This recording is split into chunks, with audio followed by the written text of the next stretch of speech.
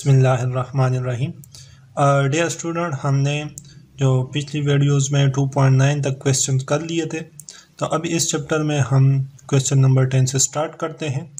उसमें हमें क्या गिवन है कि a manufacturer produce 80 TVs sets at a cost of 2,20,000 and 125 TV sets at a cost of 2,87,500. Assuming the cost curve to be linear, the cost of 95 sets with the help of equation of the lines. इसमें हमें अभी कह रहे हैं कि cost curve to the linear, मतलब कि हमने इक्वेशन लीनियर इक्वेशंस यूज़ करनी है।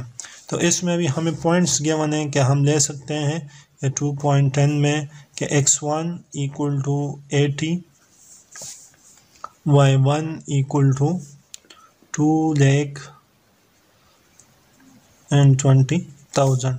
फिर हम ले सकते हैं x2 equal to 125 and y2 equal to 2,87,500. फिर assuming the cost curve to be linear and x equal to 95 और हमने y फाइंड आउट करना है। तो इसके अंदर हम उसी तरह पहले लेंगे slope y2 minus y1 divide by x2 minus x1। y2 हमारे पास गिवन है 500 divide by minus 220 and 00 and 0 and this equal to x2 minus x1 करें तो हमारे पास आता है कि 125 minus 80 and this equal to 1500। Calculator से इसको सॉल्व करें, आपके पास 1500 आएगा। फिर हमारे पास स्लोप भी आ गया है, पॉइंट्स भी आ गए। तो हम या x1 ले लें या x2 ले लें या y1 ले लें या y2, तो हम लिख सकते हैं y minus y1 equal to m x minus x1।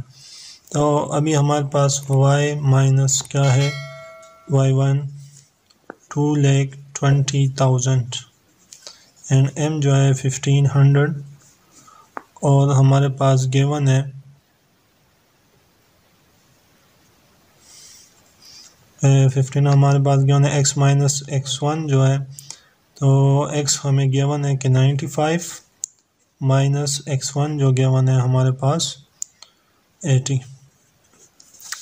तो अभी इसको ले सकते हैं कि y इक्वल टू, इसको सॉल्व करते हैं कि 95 माइनस 80 मल्टीप्लाई बाय 1500, तो आ जाता है हमारे पास 500 प्लस 220 एंड 000, फिर plus 220 and 000, this equal to 242 and 500।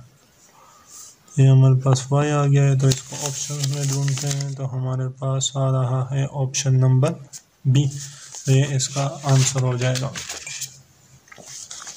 अभी नेक्स्ट पे आते हैं 2.11 पे, तो उसमें हमारे पास क्या कह रहे हैं कि 2.11 के pairs of coordinate x, y for which x and y are positive integers such that 4x plus 3y equal to 29।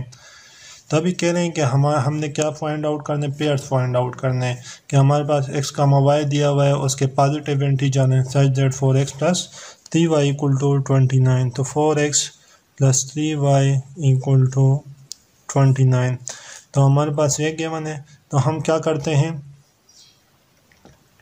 कि इससे चेक करते हैं कि हमारे पास इसका स्लोप क्या आ रहा है, और तो नीचे उससे हम फाइंड कर लेंगे कि हमारे पास उसका स्लोप क्या है, तो उससे हम फाइंड आउट कर सकते हैं। तो अभी हम इसको देखते हैं कि हमारे पास क्या है कि 4x plus 3y equal to 29। तो इसको कर लें कि 3y equal to 29 minus 4x। तो अभी इसको चेक करें कि y equal to 29 by 3 -4 divide by 3x। तो अभी इसका स्लोप जो है -4/3। तो अभी हम देखते हैं कि कौन से पॉइंट से स्लोप क्या आ रहा है, -4/3। अगर हम इसको करें कि 2 and 7, तो ये x1 y1 x2 y2, तो 5 - 7, तो हमारे पास क्या आ रहा है, -4/3 नहीं आ रहा।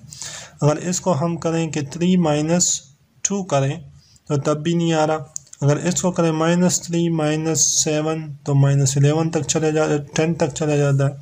अगर इसको करें कि 3 - 7, तो क्या आ जाता है, -4। तो इसको करें कि 3 - 7 डिवाइड बाय 5 - 2। तो इसको हमने किया यहाँ पे कि 3 - 7 divide by 5 - 2 is equal to -4/3, and this slope is same, so the answer is option number D आ जाएगा हमारे पास। अभी नेक्स्ट है 2.12। उसमें कह रहे हैं कि line has equation y equal to 3x + 7 and passes through the point h and h + 15, then the value of h is। मैं लिख लेता हूँ कि y equal to 3x + 7 and point जो गिवन है h and h + 15।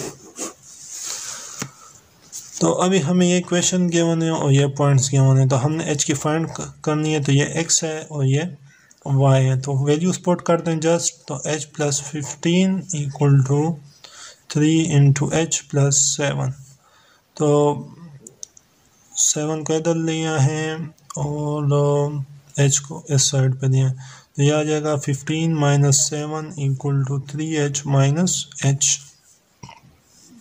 तो this equal to 8 and this equal to 2h, h equal to 4। अभी हम ऑप्शन में देखते हैं तो बी नंबर ऑप्शन जो है इसका आंसर हो जाएगा। तो h इक्वल टू 4।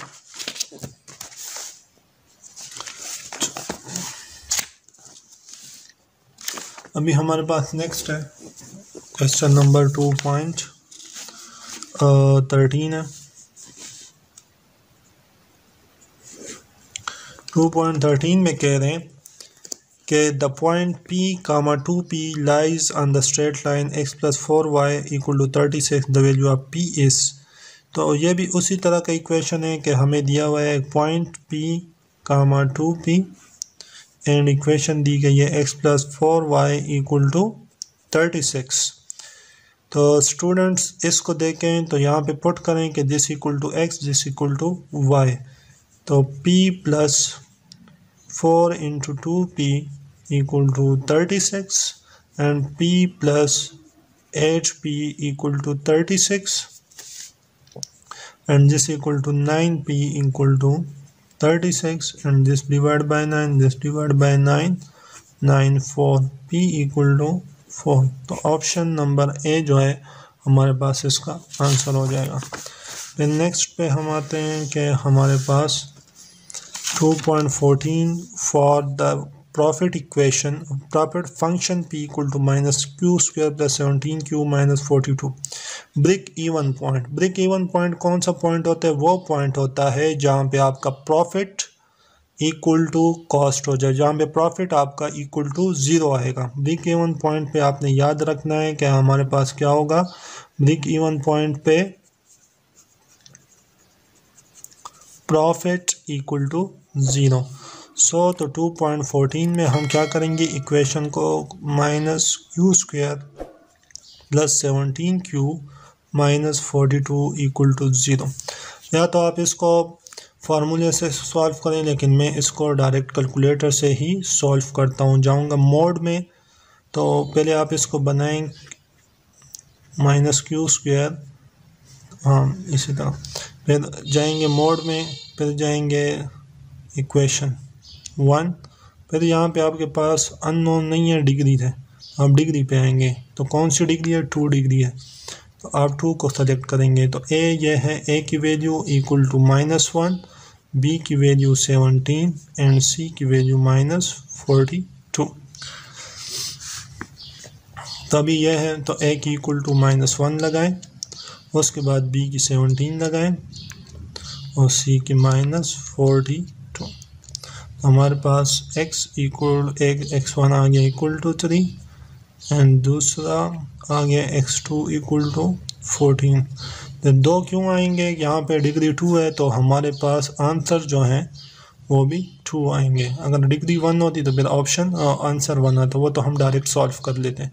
लेकिन यहाँ पे हमारे पास क्या है, डिग्री 2 है तो इसलिए x1 और x2 आएगा। तो इसको हम with the help of calculator solve करेंगे। तो अभी ऑप्शंस में देखेंगे कि हमारे पास 14 एंड 3 जो है डी नंबर ऑप्शन आ है। तो ये